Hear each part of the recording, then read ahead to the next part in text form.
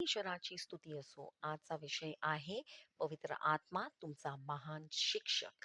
योहान 14:26 म्हणते, परंतु सहाय्यक पवित्र आत्मा ज्याला पिता माझ्या नावाने पाठवेल, तो तुम्हाला सर्व काही शिकवेल. पास्टर ख्रिस म्हणतात, तुम्हाला माहिती आहे का, तुमच्याकडे एक विशेष शिक्षक आहे. होय, आहे.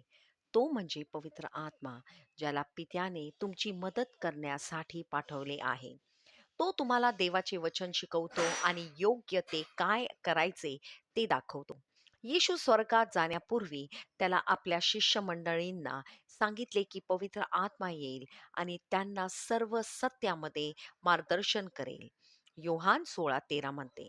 आणि ऐका, तीच पवित्र आत्मा आता तुमच्यात राहतो.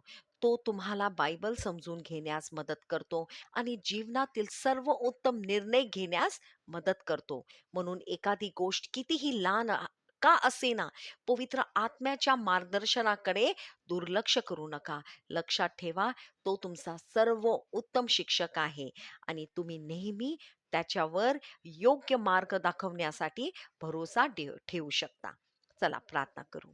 प्रिय प्रेमळ पित्या, तुझ्या आत्म्यासाठी धन्यवाद, जो माझ्यात राहतो, मला शिकवतो, मार्गदर्शन करतो आणि दररोज दिशा दाखवतो.